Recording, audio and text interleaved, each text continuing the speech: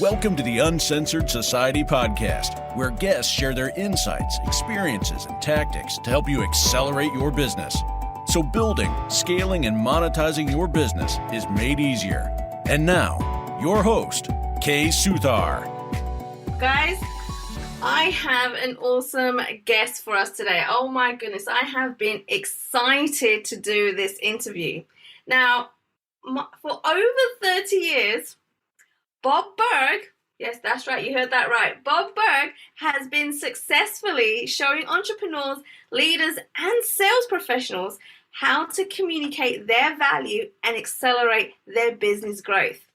Although for years he has been best known for his sales classic, Endless Referrals, it's his business parable, The Go-Giver, co-authored with John David Mann, that has created a worldwide movement. While part of a 4-book series, The Go-Giver itself has sold more than 1 million copies and has been translated in 30 languages. That's right, you heard me correctly, 30 languages. It was rated number 10 on the Inc. magazine's list of the most motivational books ever written, and was on HubSpot's 20 most highly rated sales books of all time.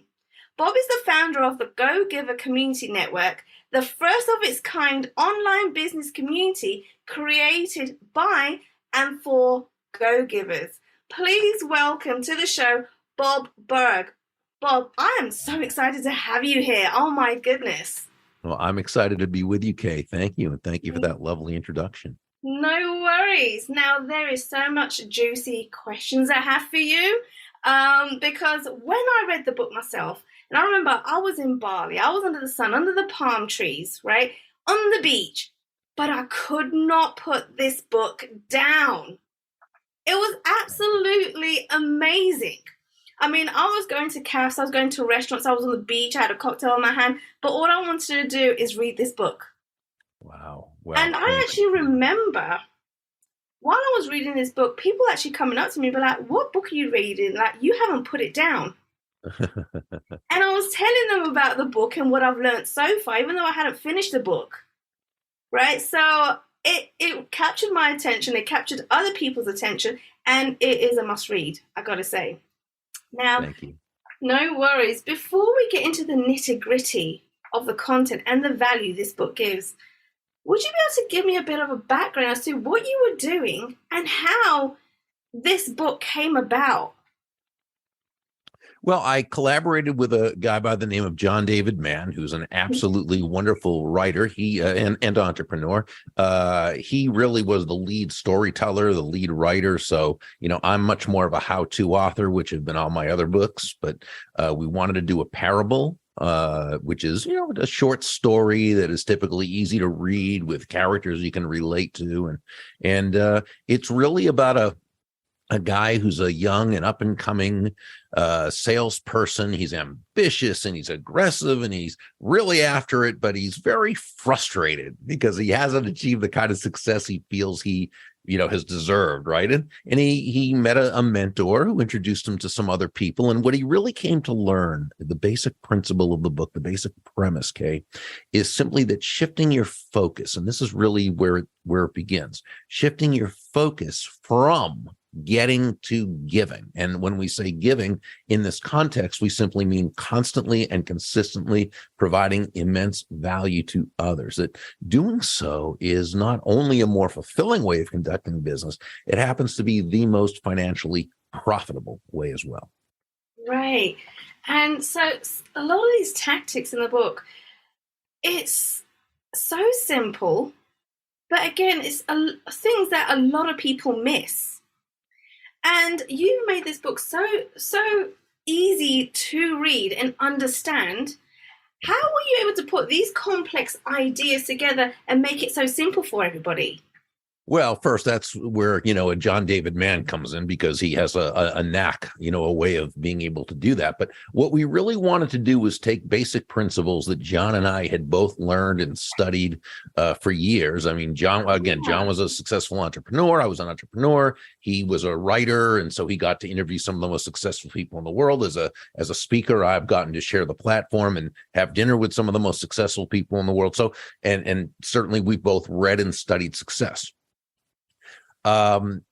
We found, as we look at writing the book, that there were basically 5 principles, okay, that every, and we'll say not just successful, but every sustainably successful person, that these people tapped into. And this is throughout history. This is not just recent. Okay. So there's nothing about this that's particularly new, but there are 5 principles that successful people have always tapped into. They didn't always know that's what they were doing. Many people just did it intuitively, right? They didn't even know that's what they were doing. Other people knew. Now, John and I gave these 5 principles or laws certain names, okay, but the same principles that people have always used. And when they utilized all 5 of these principles, they would be sustainably successful. If they didn't use even just one of them, they could still reach a certain level of success, but it wouldn't be to the degree that they could really, if they applied all of them. Right. Now, would you be able to give us a quick review of the 5 laws that Sure. you and John shared in the book? Sure. So the laws themselves are the laws of value, compensation, influence, authenticity, and receptivity. Law number 1, the law of value, what that really says is that aside from just the product or service that you're helping someone to own, it's the entire experience itself that's really the difference maker. We call it giving more in value than you take in payment. Okay. That doesn't mean you don't make a profit. You make a very, very healthy profit. Okay. But it's because the experience itself, everything that person derives from the product and the service and dealing with you and your company, and the excellence you provide, the consistency you provide, the attention to detail you provide, the empathy you provide, the appreciation you provide, everything together makes them feel as though they received so much more than what they paid for, which they did, while you also make a very healthy profit. In fact, in any market-based exchange, there should always be 2 profits, the buyer profits and the seller profits, because each of them comes away better off afterwards than they were beforehand. Right. When that's the case, you follow the law of value, and that's really where it all begins. Next, the law of compensation says that your income is determined by how many people you serve, as well as how well you serve them. So it's not just, the first law, the law of value, that represents your potential income, but it's not enough to just give great value to one person.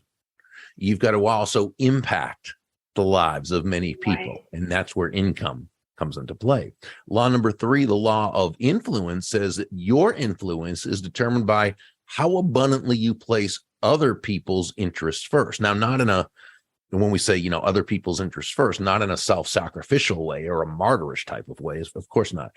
It's doing so in such a way that, well, it's understanding first that nobody's going to buy from you because you need the money. They're not going to buy from you because you want them to. They're not going to buy from you because you have a quota you're wanting to meet or a goal you're wanting to hit. They're going to buy from you because they believe they'll be better off by doing so than by not doing so, which is the only reason why anyone should buy from you or from me or from anyone else. So it's placing their interests first because that's what counts.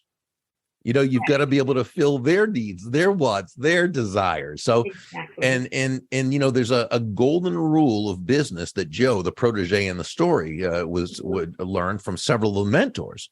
And that is that all things being equal, people will do business with and refer business to those people they know, like, and trust.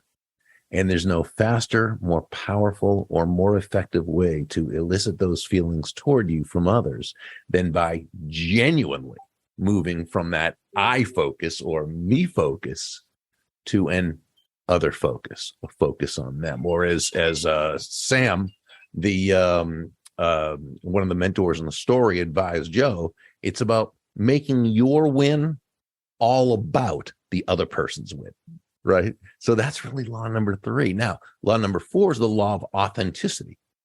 And that one says the most valuable gift you have to offer is yourself.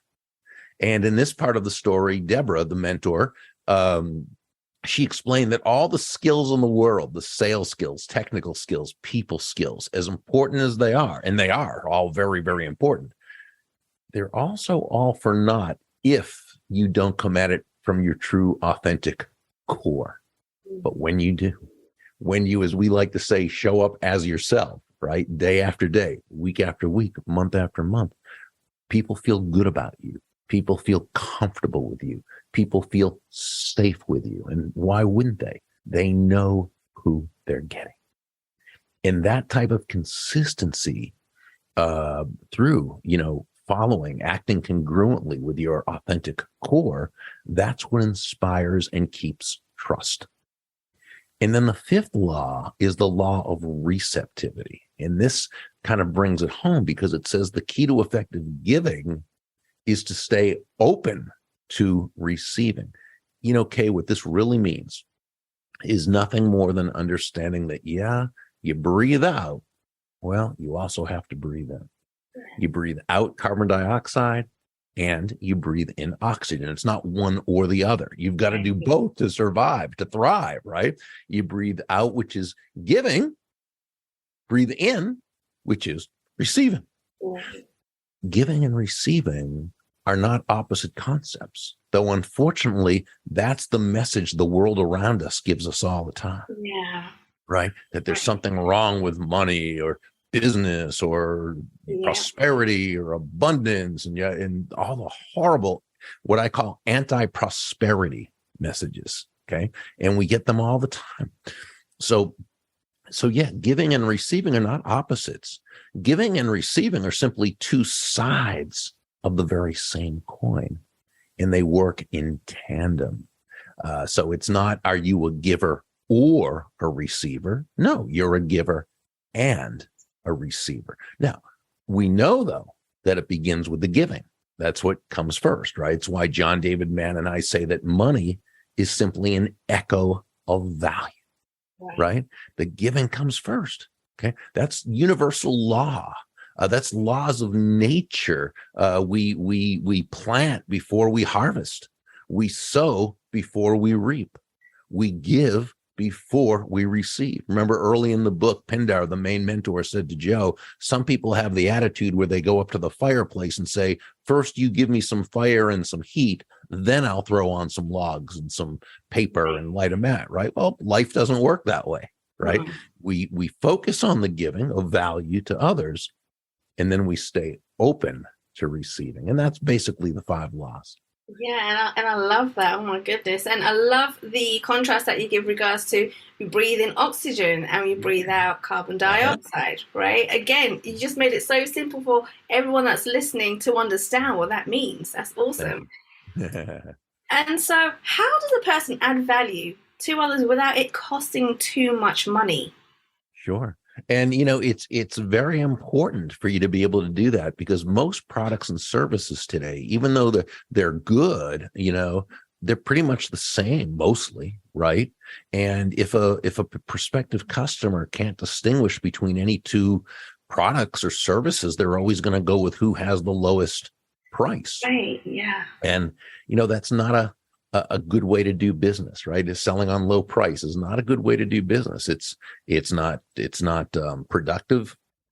It's not profitable and it's not sustainable. And if you sell on low price and someone buys from you for that reason, they're going to leave you for the next person who has an even lower price. Plus, if you sell on low price, you're not making enough of a profit to be able to first enjoy your business, but secondly, to be able to take care of that person because you're always having to go out and try to get new clients just to cover, you know what I'm saying?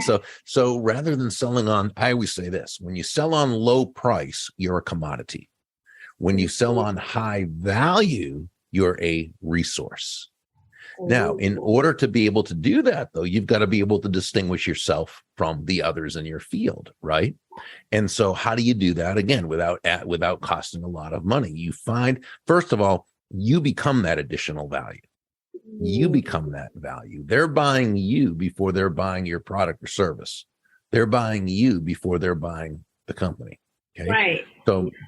So you've got to be that value. So how? Well, the good news is there are dozens, if not hundreds of ways to communicate that additional value. Now, they tend to come down to 5 elements of value. Okay. And those elements of value are excellence, which is both in terms of your knowledge, as well as how you make that person feel about themselves at every touch point, from the moment you meet them, through the relationship building process, through the follow-up and follow-through, through the sales process, through the referral process, at every touch point. Do they come away from every conversation or interaction or email or phone call or text or whatever feeling better about themselves than they did before? So that's excellence. Consistency is, as we were talking about earlier, doing it again and again and again, right? Excellence plus consistency right there is significant value. But then there's attention to detail, sure, but it's attention to them as a human being, not just as a prospective customer. It's getting to know them, their likes, their dislikes, what they find to be of value, what they're looking to accomplish, right? And there's empathy. Probably the most important people skill there is. It's that ability to, the dictionary would define empathy as the identification with or vicarious experiencing of another person's feelings. But the truth is, we don't always know what another person's feeling. We often don't know. We're not them. So I think really when we talk about empathy, Kay, we're talking about not necessarily understanding how they feel as much as understanding that they're feeling something, and communicating to them, letting them know, and it might be through what we say, how we say it, or just how we show up, letting them know that we understand this, that they're not, that there's something distressing, distressful to them, Right. and that we're there to help them work through it. That's empathy. And then there's appreciation or gratitude. It's that feeling that you're glad to have them in your life. Right? They're not a bother. They're someone we're glad to have in our life and attempt to serve. And when we have that attitude of gratitude, we're able to be happy. And happiness attracts. People want to do business with people who are happy, people who are enjoying themselves, because people who are happy are confident. People who are confident are successful. People who are successful are good at what they do. And these are the kinds of people they want to, be around. And it's so funny you mentioned happy. I was actually having a conversation with somebody about their business and how it's being run, and are they happy running this business? Are they happy doing what they do? And she goes, you know what? No one's asked me that. No one's asked me if I'm happy. Important question. Right. And she goes, no, I'm not happy. So I was like, why are you doing this then? Right? That your business won't be able to thrive. And it will reflect on your sales, your customers, and how they feel. If you're not happy, how can you change someone else's life for the positive if you're not feeling happy in yourself? And so that's so strange that you picked up on that and you mentioned that when I had this exact same conversation with someone else today. But thank you for confirming all of that. Well, it's where gratitude comes into play, because gratitude is the trait which makes happiness possible. Because let's face it, you can have so many things, so many blessings in life. And I'm not talking that it has to be an airplane or a boat or anything. I'm talking about just, that we can see, hear, touch, taste, smell, feel, that we have a roof over our head, that we have meals to eat, that we have friends, that we have a business that we're good at, that we're this and that, all the little things. But if we're not living in gratitude, with a sense of gratitude, right, it's the same as not having any of that. And so that's why the best thing she can do is answer the question, well, what is it about what you do that causes you happiness? What are you happy about? Right. And I remember learning this first in a book by Zig Ziglar. And the person said she hated working. She was not happy at all working for the firm she was working. And he said, is there anything that you're happy? No. Well, do you enjoy the paycheck you get? Oh, yeah. Well, I like that. Do you like the benefits that you get? Oh, I love that. Do you like the people you work with? Well, yeah, they're really nice. Oh, okay. So there's right there 3 things. Now make a list. What is it that you do enjoy about what you do? Now, this person, your client, she may still not be happy with this. And it might be something where she either has to continue doing it because right now that's how she's making a living, but while she's looking for something else, or she might find that if she focuses on certain aspects of it, she will be happy. I don't know. I don't know this person and I don't know the situation, but you're absolutely right that happiness is an absolute key. That doesn't mean we have to love everything about what we do because life is life and we don't know, but it means we have to have a genuine feeling of well-being. Right. While we're doing it, if we're going to thrive and again, be able to help others to the best of our ability. Right. Most definitely true. I mean, oh my goodness, happiness, it stems from being happy, right? And everything does follow. So definitely. But I want to just kind of take a couple of steps back. Okay. Right. And talk about value. Because one of the things that I hear all the time is, yes, we've got to give value to people. We've got to show them that we can actually, transform their lives or the business or whatever it is. But then they go, where is the line between giving value and then giving too much value where you're not monetizing and you're not receiving back what you deserve? So where is the line between that? So I think there are actually 2 questions there, and they're both excellent ones. Okay. The first one is, what does value even mean? Okay? Right. So let's define it. Okay. Where price is a dollar figure or whatever currency a person, works with. Okay. Right.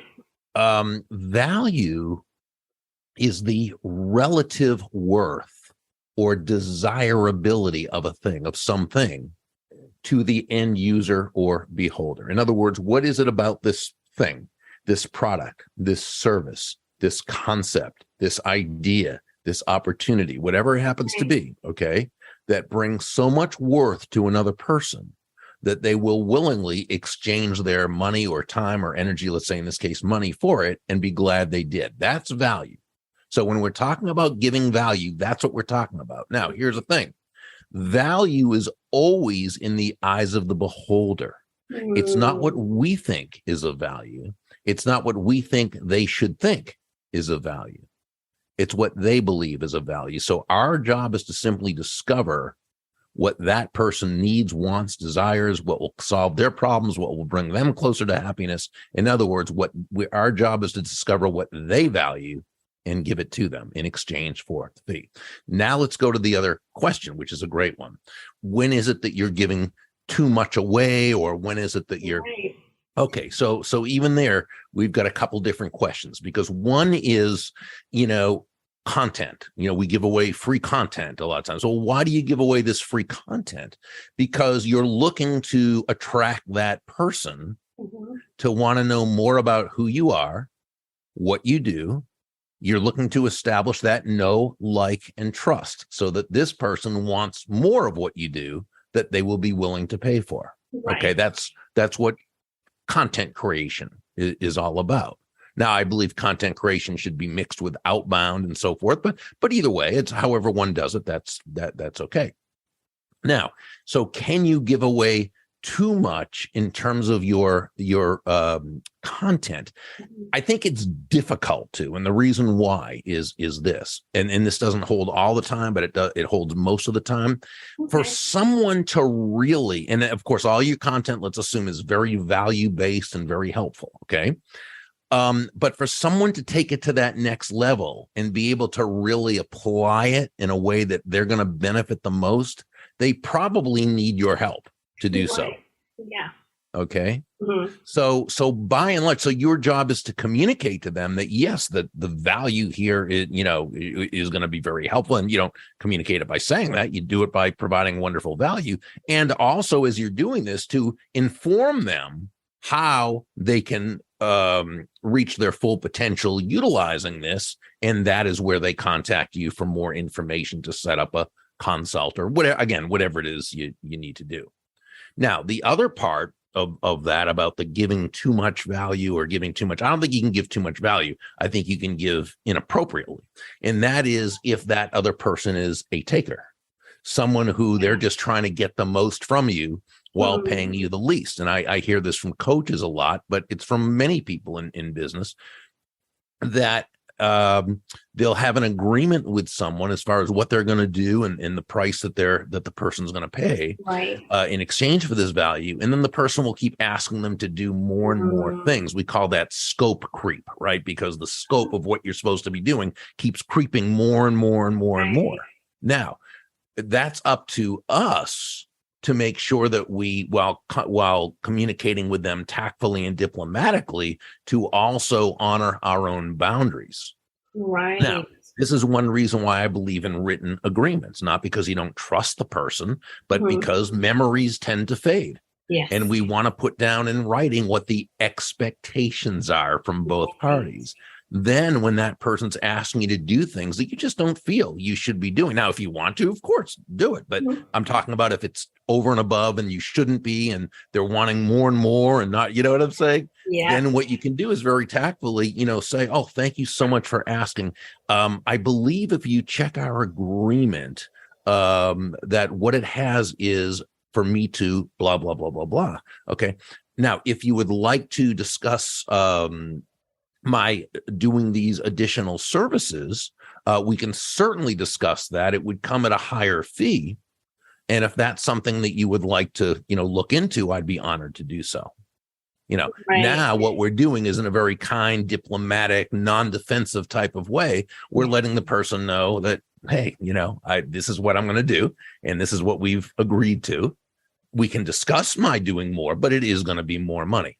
So now what you've done is you've just very diplomatically reestablished your boundaries. Right. And so what I'm hearing there, Bob, is being tactful, but then also understanding your own value.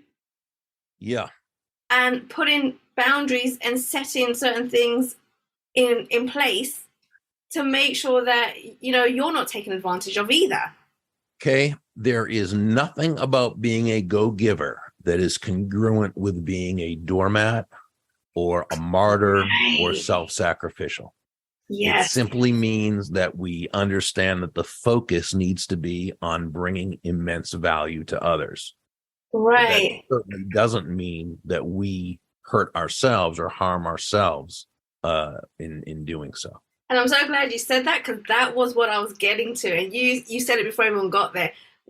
It's not about us being a doormat and being taken advantage of at all. Not a bit. Right? So you've hit the nail on the head there. Thank you so much for that, Bob.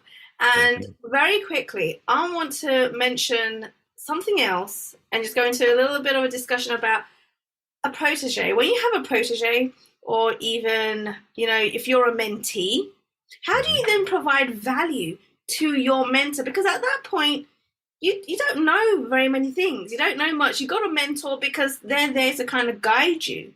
So how do you give value to a mentor? Yeah, well, a mentor-protege relationship is a very special relationship where obviously the mentor has a lot more to offer. That's why they're the mentor. But the protege can still absolutely provide value through, 1, gratitude and appreciation, 2, by doing what is suggested and having success, 3, by continually thanking that person, personalized thank you notes or other, it might be gifts. It could be through making a small donation to the mentor's favorite charity or something in their name. It can be from connecting them with someone else. It could be if the protege is great with technology and the mentor, if they're old like I am, they probably are not as much. And you find something on their site that you could help them with. It's going ahead and doing that and letting them know you'd like to do that as a way of being able to say thank you to them. So there's lots of ways that is and then the biggest way is that once you've gotten to a point of real significant success, that you then mentor others and that you have your own proteges. Right. Oh, okay. That is amazing. Again, you just made that sound very simple, right? It doesn't have to be something big, something huge, exactly. Right? Just the little things that count the most, right? Yes. So that's amazing. Now, if someone's just starting up and they're looking for a mentor, how do they find a mentor that they can work with where they both, I guess, have the same values? Well, that's first of all very important. Is you want to have a mentor that does have the same basic values as you have. And you're able to, before approaching someone, you're able to learn about them, studying them and learning online and so forth. The big thing is that when you approach someone who you would like to have mentor you, is it's probably not a good idea to just say, especially if there's no relationship established already and they don't know you, or they hardly know you. The worst thing is to just say, hey, will you be my mentor? Because they probably have first lots of people who ask them that, and they don't have time to do that. And it might sound a little bit entitled to just ask somebody to, basically share 40 years of your experience, even though you don't know me at all, right? Which is what that question's basically doing. And it doesn't distinguish you from anyone else. So what you can do is you can approach anyone and you can say, I realize you're extremely busy. If this is something you either don't have time to do, or for whatever reason you'd rather not, I'll totally understand. I'm just wondering if I might ask you one or two very specific questions. Okay. Now what you're doing is you've approached them in a way that you realize it's a big ask, so you're respecting the idea of it. Okay. You've given them the out or back door by saying, if it's something you just rather not do, I'll absolutely understand. This makes them feel secure that you're not going to push yourself on them, right? It makes them understand that you are going to respect whatever decision they make, which makes them feel more comfortable. They're more likely actually to say yes when they understand that you're giving them that out. But the big thing you did is, rather than just say, hey, I'd like to, pick your brain or ask you a bazillion questions, or I'd like, what you say, one or two very specific questions. Most people have time for one or two very specific questions, right? And so they'll probably say, sure, go ahead. What can I, and then you want to make sure that you've researched them enough that you don't ask them something you could have already found out online or something. But you want to make sure you don't take up much of their time. After the conversation, you send them a personalized handwritten note of thanks.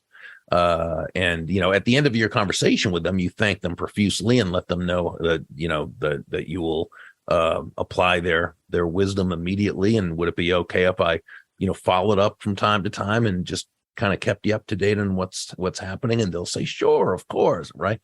So after you send them that note, and then again, I would make that small donation in their name to their local their charity that they support. Because remember, it's going to get back to them that you made a donation in their name. And again, you're not doing it as far for false flattery or anything, but just so, again, they know that you respect the process. Right. And then I'd follow up and then the handwritten personalized note is important, because it's going to say something like, Dear Mr. Johnson or Dear Ms. Jones, thank you so very much for taking, precious time out of your day to share such immense wisdom with me. I look forward to applying it right away. We'll follow up with you to let you know how, best regards, and then sign your name, put it in an envelope, put a stamp on it, send it. Very, very impressive, because most people don't do that. So now a few weeks later, a month later, you might call them with another question, and, you go from there. Now, if a mentor-protege relationship is supposed to develop with that person, it will. If not, it won't. Okay, don't, do the right things, but don't be attached to the outcome, right? It might be that this person's going to be a 1 or 2 or 3 person conversation. It might be many conversations. It might be that one. It might be you meet someone else and have a conversation, and someone else, and eventually you meet that mentor who's going to be your maybe and maybe not. So, again, we want to do it. We want to do the right things without attachment to it having to happen. Okay, so don't force a situation is what you're saying. Exactly. Okay. Now, I know at this point, Bob, people are thinking, oh my goodness, how do I become part of the Go Giver community? How can I get my hand on that book and read it? So where can people connect with you or be part of your community? Where can they go? Well, they can find the book practically anywhere, but they could go to burg.com if they'd like. And it where it has the book, you can click through to your favorite bookstore. To join the community, and this we're really excited about, just go to the Go Giver Community. So not thegogiver.com, but thegogivercommunity.com. And there's information there on how you can join and be part of that very growing community. Fantastic. Guys, I urge you to go and research Bob, go get the book, go join his community, because it's going to be completely different to any other community out there, right? It's going to be awesome. You're going to be around like-minded people. And do please, if you haven't read the book, go ahead, buy the book, read it. It's going to change your life, your business, and the way you do things, and your communication with different people. So make sure you go ahead and do that. Bob, thank you so much for coming onto the show. It was awesome to have you here. And oh my goodness, so many golden nuggets. Okay, the pleasure is absolutely mine. I love what you're doing, and I just love your spirit, and I just think you're fantastic. Thank you so much, Bob. That means a lot. Mm-hmm. Make it a great day. I'll stop it. Thanks for listening to the Uncensored Society podcast at www.uncensoredsocietypodcast.com. Make sure you hit that subscribe button so you can get this and every other episode that's coming out. We have lots of great stuff coming, so make sure you hit subscribe so you don't miss it. And thank you in advance for all the reviews and comments. I appreciate it so much, and I look forward to serving you in next week's episode.